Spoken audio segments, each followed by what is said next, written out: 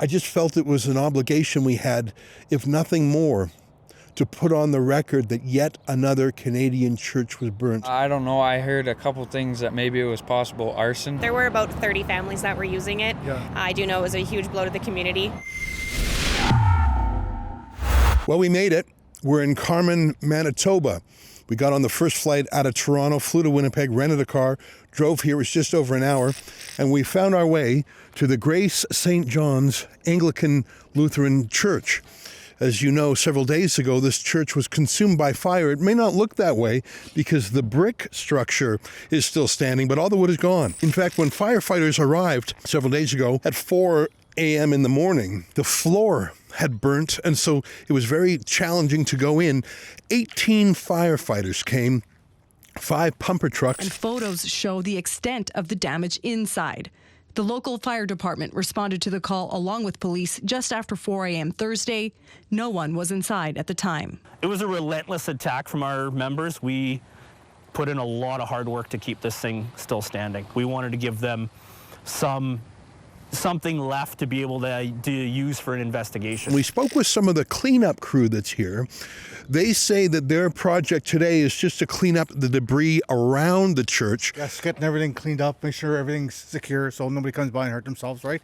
That's our main goal, just to make sure everybody's safe, that's all. Now, are you yourself going in, or is it no one allowed in? Nobody allowed in. We got the yellow tape around to make sure that nobody goes in this area because, again, we want to make sure the structure will not fall down on anybody, right?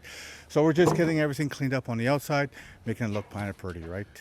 Now, I understand that the church service happened elsewhere. There was a little bit of people came here to pay their respects and sort of say goodbye to the church. It must have been a shocking fire. Did you hear anything about it when it happened? Not really, never heard a thing. Again, just got a call from our supervisor saying that we had to come out here and clean up to make sure everything was secure. But they confirmed to me that the church must be demolished. It is not salvageable. In fact, it's quite dangerous. You can see that they've boarded up where windows were. Obviously, the thing was just gutted, and it's quite dangerous. So the men are not actually going in the church. They're just cleaning up around it. About 90 members of this church, and now they don't have a home. We may have lost the building, but we have not lost the church.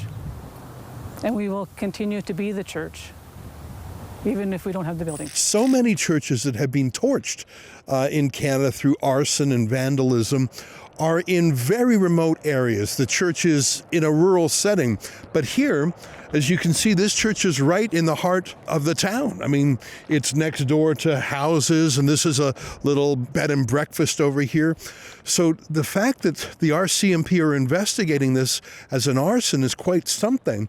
Police have called for anyone in the neighborhood who may have security camera footage. Just my naked eye doesn't see a lot of home security. I mean, you're in Carman, Manitoba, not a crime spree zone like Toronto or Vancouver. It's astonishing to me the audacity and the boldness, if it indeed was an arson, which police suspect it was, to do that in this residential area. It's a pretty small town. You can hear the clickety-clack of the trains passing by. Only about 3,000 souls here.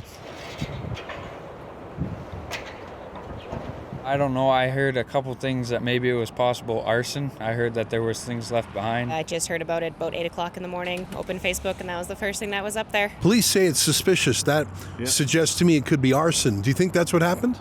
A 50% chance, yeah. Yeah, I did hear that, but that's as far as I would know on that one. Yeah, I know the pastor of the church, and it was very personal for me that somebody would go and do that to her building and her church, yes. So it could be random, it could be because of religion, who knows? Yeah.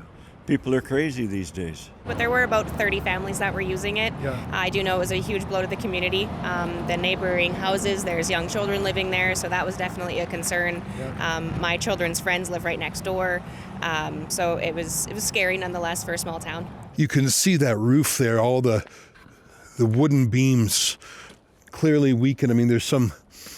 This place has to come down. The metal, imagine the heat that was there to bend and scorch that metal the way it is. This was a serious fire. It took 18 men to put out. there obviously was a real danger that the fire could have spread. It's just across this little alley from this residential home here. It looks like the windows blew out. Now, one of the things that I wonder is, was it like a random act of arson? Like if it wasn't a church, it might have been a restaurant or something? Or do you think it was targeting the church because it was a Christian church? I don't know. There could be that to it, yeah.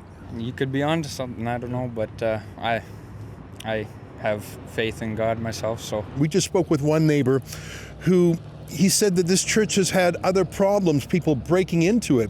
And he says that even if it's arson, there's a chance that the arson was not politically motivated. It might have just been, unfortunately some kids, and he suggested there may be substance abuse problems, may have torched it as a lark as opposed to a terrorist act. That's the thing, we simply don't know. But what I'm observing across Canada is what I think is a pattern, and part of thinking is to pattern recognition.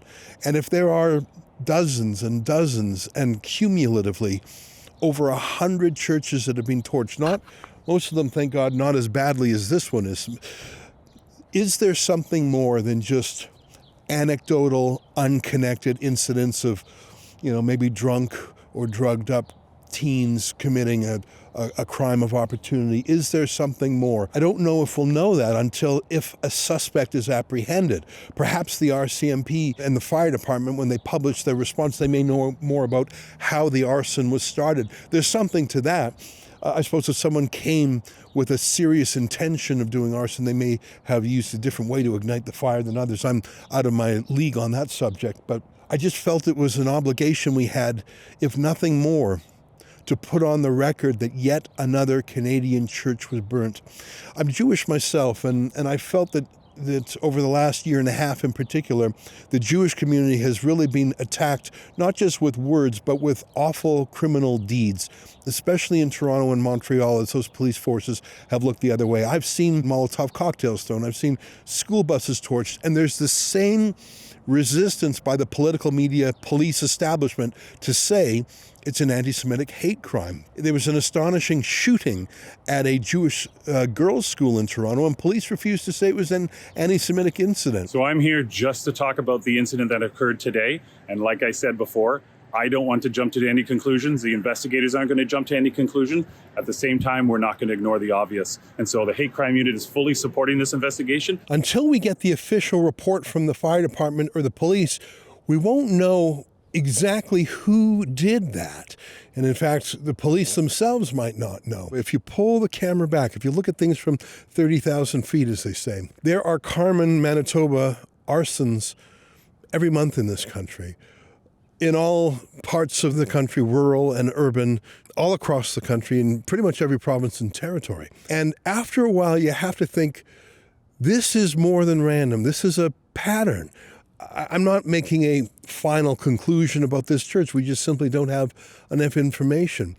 But I think the fact that there is a general lack of interest in this by law enforcement and by politicians, especially ministers whose job it is to protect against crime waves and in this case, I think anti-Christian discrimination, I think we have to continue to shine a light on it. So even though we didn't really learn that much coming out here to Carman, I'm glad we came today. I'm glad we're looking at it through that lens. Is there an anti-Christian crime wave in Canada? And I think that no matter how the fire and police reports come back from here, I think the answer to that is obviously yes.